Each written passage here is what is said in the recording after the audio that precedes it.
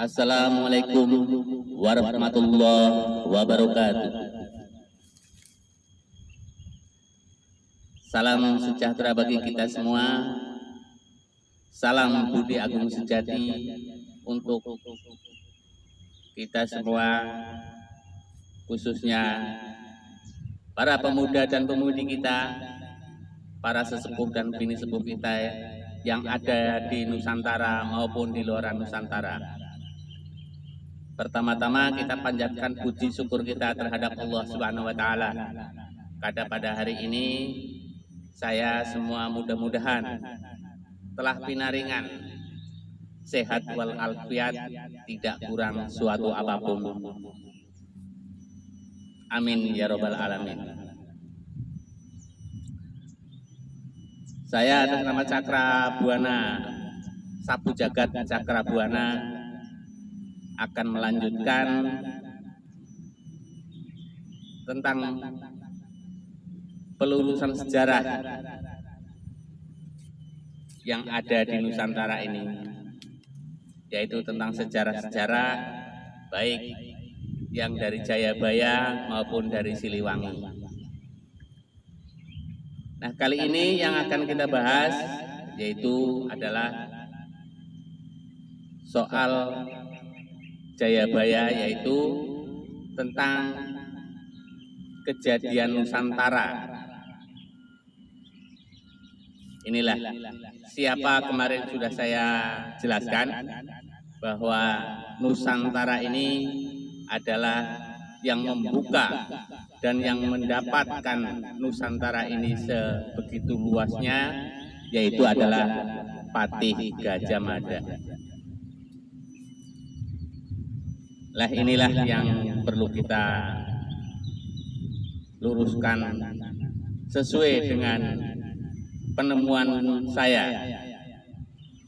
Ya, mau tidak mau kita harus bisa menyampaikan perkara benar atau tidak benar, yaitu kita kembalikan aja kepada kita semua masing-masing.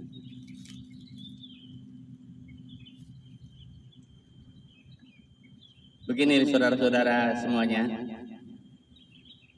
mengenai hal Gajah Mada. Gajah Mada itu dia jadi Mahapatih Gajah Mada, yaitu setelah dia menjadi patihnya Hayam Wuruk. Setelah Hayam Wuruk meninggal tahun 1331, dilanjutkan sama Eyang Kertabumi. Pada waktu itu karena ada perselisih paham antara Hayam Wuruk dengan Gajah Mada, akhirnya Eyang Kertabumi itu sudah tidak bareng-bareng lagi sama Gajah Mada, karena Gajah Mada itu sendiri sudah tua dan tidak mungkin akan melanjutkan perjuangannya.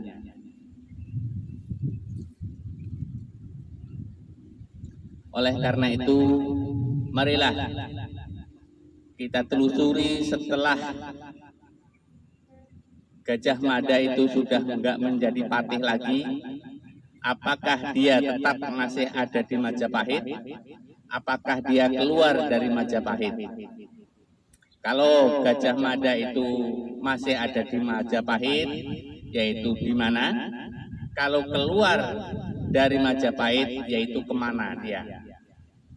Lah ini yang perlu kami jelaskan sesuai dengan pengetahuan kami kepada kalian semua, wahai pemuda dan pemudi kita.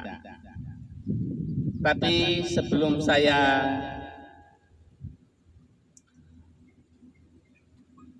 mengurai tentang perjalanan Gajah Mada ini, saya akan sedikit mengambil dari tentang Sumpah Pemuda. tentang Sumpah Pemuda inilah yang akan menunjukkan perjalanan Gajah Mada dari Gajah Mada lahir sampai Gajah Mada itu mendeklarasikan atau menetapkan Hari Sumpah Pemuda itu. Lah disinilah yang akan kita bahas. Tentunya membahas Gajah Mada ini bukan hanya dia dari fisiknya saja, tapi dari perjalanan dan hasil dari perjalanan dia itu menjalankan tugasnya baik dari Tuhan maupun dari setelah dia itu mampu menjadi punggawa-punggawa kerajaan. Nah, untuk menelusuri sesungguhnya itu Gajah Mada itu membawa misi apa dan dilahirkan untuk apa untuk Nusantara ini, ya inilah yang sekarang kita akan menelusuri sampai tuntas, yaitu tentang Gajah Mada dan Majapahit dan tentang Siliwangi dalam sejarah-sejarah ini. Begini saudara-saudara, Gajah Mada itu kenapa di saat Hari Sumpah Pemuda itu membawa obor? Lah inilah, obor inilah yang mesti harus kita sambungkan lagi. Sumbunya ini kan sudah terputus. Sumbu obor ini sudah terputus semenjak digulungnya peta Nusantara. Nusantara sudah tergulung sehingga obornya pun terputus sumbunya.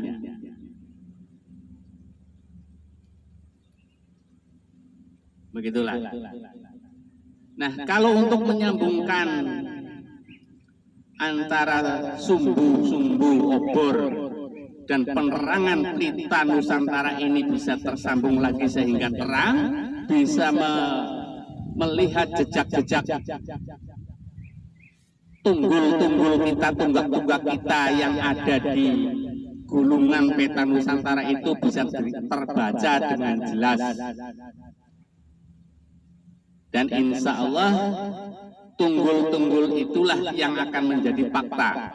Tunggul-tunggul itulah, tunggak-tunggak itulah yang akan menjadi dasar fakta kita yang kuat.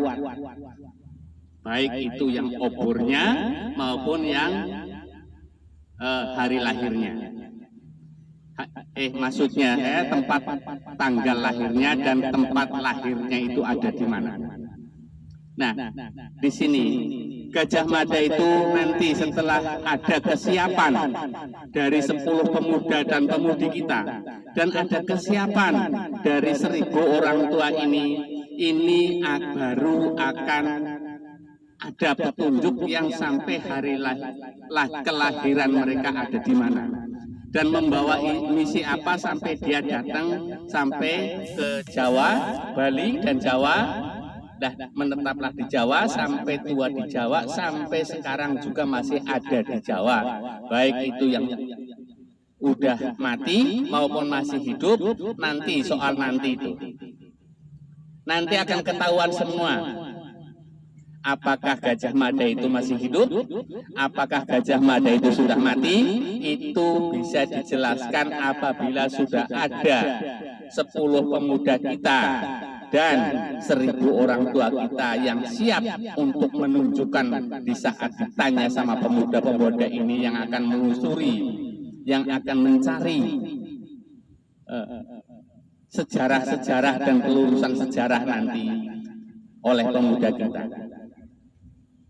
Sekarang yang aku akan jelaskan di sini, kenapa ini sudah tiba saatnya kita itu berjalan, kita itu bekerja, kita itu membuka peta Nusantara. Inilah sesuai dengan amanat Bung Karno Di sini kenapa Bung Karno berbicara tentang berikan aku 10 pemuda sehingga akan aku goncang dunia, dan berikan aku 1000 orang tua niscaya akan aku cabut Semeru. Apa arti daripada itu yang diucapkan oleh Bung Karno ini? Lah, disinilah kemarin sudah saya jelaskan bahwa para pemuda dan sesepuh kita sesungguhnya itu sudah memegang surat SPK atas amanah Bapak Soekarno ini, Pak Bung Karno ini, yang akan kita raih lebih dulu, dan itulah petunjuk awal. Sebenarnya kita tunda dulu masalah Islam kita, biar ulama lah nanti yang akan menyelesaikan. Kalau memang masih ada ulama yang tidak berkaitan sama ulama sama Islam yang bejat ini, ya pastinya nanti akan ada klarifikasi dari para syekh kita, daripada kiai kita dan tokoh agama Islam kita yang ada di Nusantara. Itu pastinya akan ada.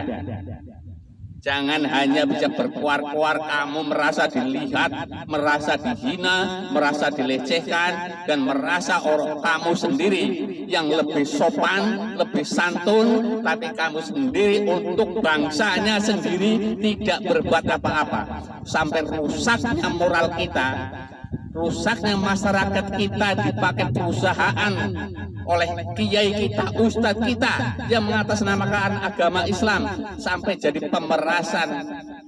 Gak segan-segannya untuk makan kotak amal, untuk makan semuanya, yang gak peduli itu siapa, gak mengenal haram dan halal. Ternyata lebih sadis daripada PKI, ternyata lebih sadis daripada Amerika. Inilah di sini yang kita lihat.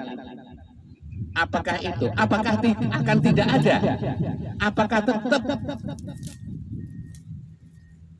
ulama kita, syekh kita, wali kita itu tetap aja masih mau bungkam, masih mau menggunakan sumum bukmum umyum pahum layar ji'un? Masya Allah, kalau ini terjadi, inilah tanda-tanda kehancuran daripada umat Islam kita. Inilah di sini kehancuran dari umat Islam kita. Jadi tidak usah menyalahkan orang Jawa, orang Indonesia apabila nanti itu Islam itu akan ditinggalkan oleh orang-orang kita. Kalau memang tidak ada penjelasan dari kalian dan tidak ada batasan antara hak dan batil, karena semuanya sumbernya dari Islam semua. Tapi Islam inilah yang mengataskan, baik itu yang mengataskan, apakah ini oknum, apakah ini memang sudah bekerja sama. Tapi kalau tetap aja bungkam sebagai kiai, bungkam sebagai ulama, bungkam sebagai tokoh agama, itu tidak bisa memilah-milah. Inilah di sini. Di sini tandanya Islam yang ada di Indonesia itu ternyata Islam di luaran daripada Arab Saudi, di luaran daripada Rasulullah. Islam ini sudah bukan Islamnya yang dibawakan oleh Rasulullah. Inilah tandanya. Kita sekarang sudah tidak percaya lagi sama mulutmu yang begitu indahnya kalau berbicara, yang begitu canggihnya dan cerdasnya kalau berbicara mengenai pembacaan soal alam maupun soal Al-Qur'annya itu sendiri. Tapi perilakumu udah melampaui batas, udah watak binatang inilah yang bikin miris untuk orang Jawa, bikin miris untuk orang Nusantara, dan bikin miris oleh orang Indonesia. Itulah makanya saya ikut berbicara, ikut serta itu untuk membangunkan, ayolah kita bareng-bareng bagaimana cara mencari solusi supaya selamat bumi pertiwi kita ini. Betapa murkanya Allah apabila ini tetap ada di Indonesia. Karena mungkin Allah yang sendiri yang lebih tahu bahwa sesungguhnya Islam di Indonesia itu begitu keadaannya.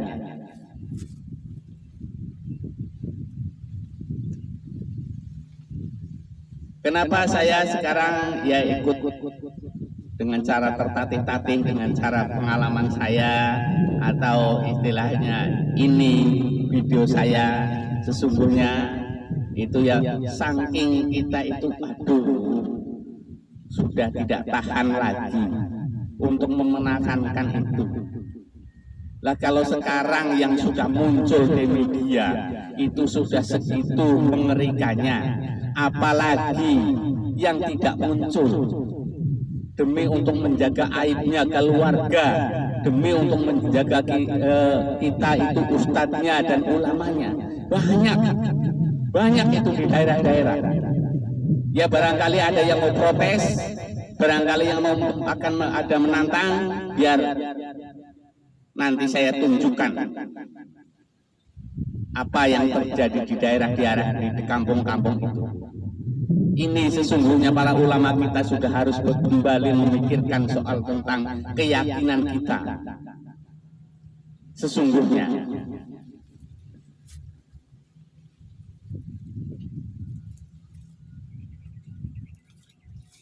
Kenapa saya bilang ini?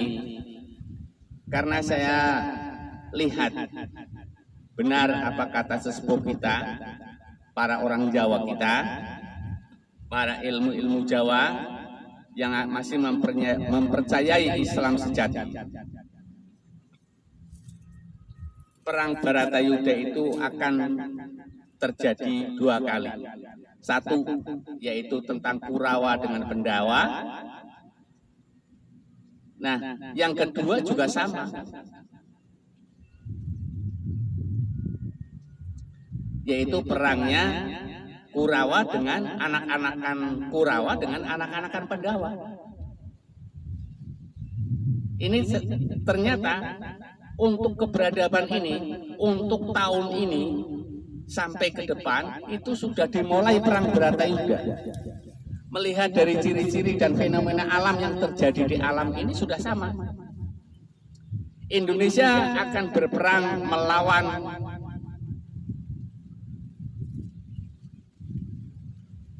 Seratus Asmaul Husna. Karena Asmaul Husna ini yang ada pada Al-Quran ternyata digunakan untuk oknum. Apa pantas ini dibilang oknum? Kalau keseluruhan Indonesia itu tidak ada pembelaan sama sekali. Ya oknum itu kan ibaratnya di KPK. Nah itu Pak Firly jadi oknum kan begitu. Satu orang tapi terus ditindaklanjuti sebagai seorang pengadilan. Di kepolisian juga sama begitu. Tapi kalau melihat di agama kan tidak. Kalau melihat di agama itu ada yang perbuatan kayak begini malah ikut menutupi. Kiai kita dan ulama kita seolah-olah ikut menutupi. Tidak mau membuka, tidak mau membongkar. Masya Allah, pantaskah ini dibilang oknum? Lah inilah kenapa saya bilang kita orang Jawa akan memerangi Asmaul Husna sesuai dengan sejarah perang Baratayuda, yaitu memerangi anak-anak Kurawa totalnya 100. Kita berarti benar akan perang saudara kalau begini caranya. Lah di dunia kecil Indonesia akan melawan saudaranya sendiri, akan melawan rakyatnya sendiri. yang sudah menceng daripada uger-uger, daripada patokan, daripada wewaton kita. Hanya putih bajunya, hanya putih jilbabnya. Lah disinilah. Kalau melihat dunia kecil yaitu Indonesia akan menghadapi itu. Akan lebih sulit Indonesia itu memerangi itu daripada Rusia memerangi Ukraina. Jangan dianggap kecil Ukraina, negara kecil. Jangan dianggap Ukraina itu negara kecil. Ternyata musuh-musuh Putin, musuh-musuh Rusia itu sekarang aja itu sudah 64 negara yang memusuhi Rusia. Tapi kita lihat bersama betapa hebatnya itu Rusia. Kalau dilihat dunia besar ini, apakah Rusia termasuk yang memerangi Rusia itu diridhoi sama Allah? Apakah termasuk Ukraina itu yang termasuk dilaknat sama Allah? Lah disinilah penjelasannya.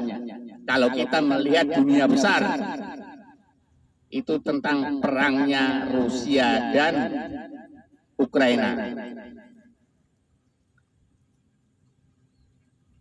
Rusia pada waktu itu Uni Soviet, dulu masih Bung Karno, Rusia yang mati-matian membela negara Indonesia. Sampai Indonesia itu disumbang namanya pesawat tempur itu F-26.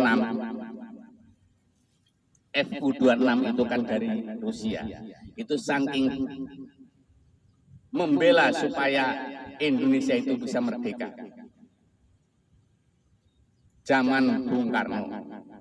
Lalu setiap Amerika itu memerangi negara manapun, itu Rusia selalu hadir untuk menyelamatkan negara itu. Jangan sampai istilahnya terlalu sadis dan dihabisi oleh Amerika. Inilah perbuatan-perbuatan dari zaman Uni Soviet sampai sekarang Rusia.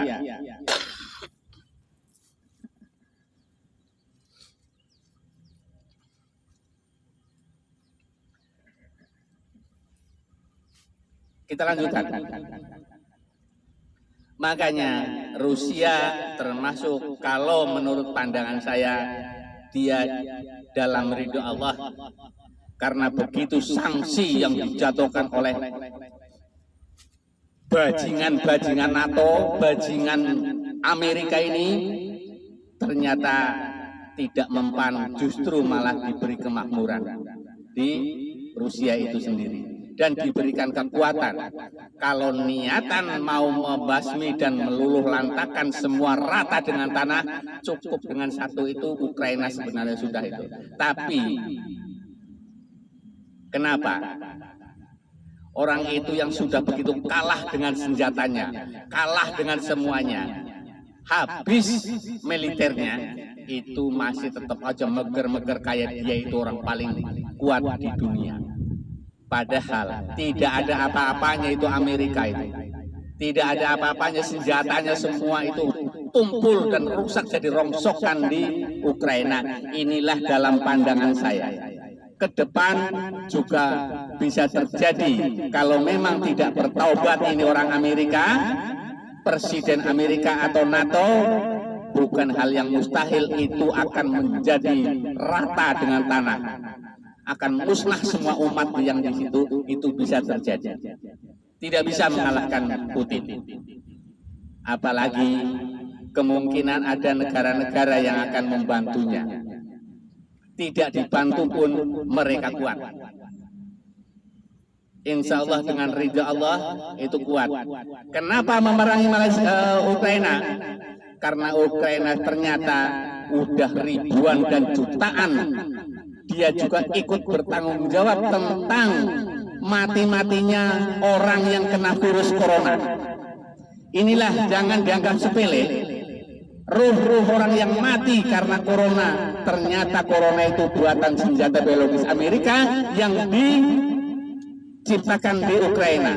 Lah inilah Zelensky itu harus ikut bertanggung jawab atas semua nyawa-nyawa itu di seluruh dunia yang akan menuntut dia dan akan membalas dia. Bukan hanya itu, Putin tidak semata-mata memerangi Ukraina itu karena ambisius kepengen merebut Ukraina. Itu sangat sadis kalau orang yang berbicara kayak begitu. Karena ternyata puluhan ribu orang Rusia yang berbahasa Rusia itu mati di tangan Zelensky ini. Lah disinilah yang harus kita lihat daripada itu. Mudah-mudahan kita doakan saja, karena kita hanya bisa membantu doa kepada Rusia. Mudah-mudahan Rusia diberi kekuatan dan diberi kemenangan di saat menghadapi bajingan-bajingan NATO dan bajingan Amerika itu. Insya Allah dengan doa-doa para rakyat jelata kita yang dari Indonesia hanya bisa membantu doa. Mudah-mudahan dengan seruan saya ini semuanya berdoa untuk keselamatan Rusia yang sedang berjuang. Mudah-mudahan diberi kemenangan di dalam membasmi pembunuh-pembunuh kita, pembunuh rakyat yang tidak berdosa, pembunuh rakyat jelata yang sama sekali tidak ada sangkutannya dengan itu. Lah itulah ini untuk melihat tentang terjadinya fenomena alam yang sudah terbalik di sini.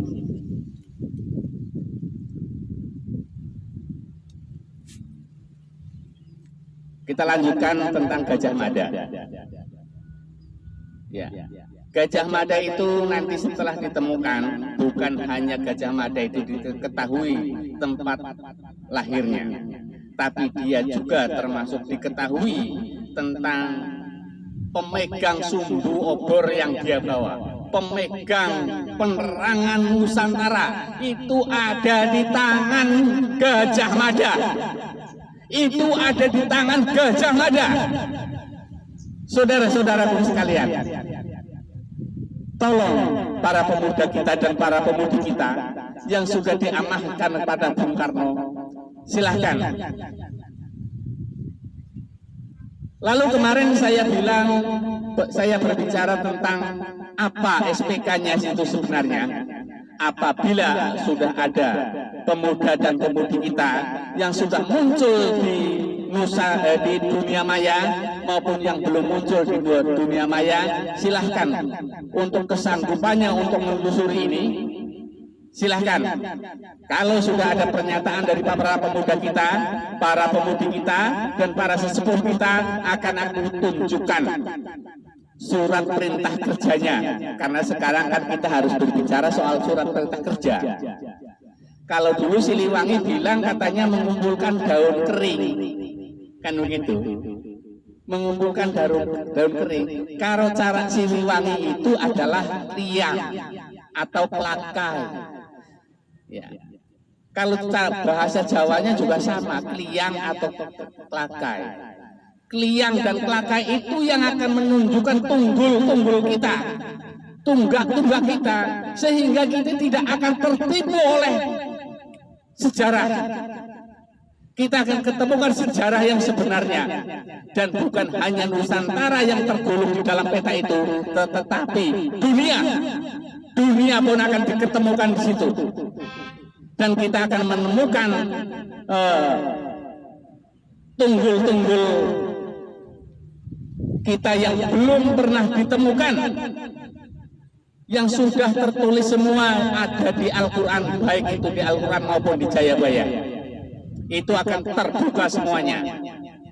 Insya Allah apabila sudah ada kesediaan itu.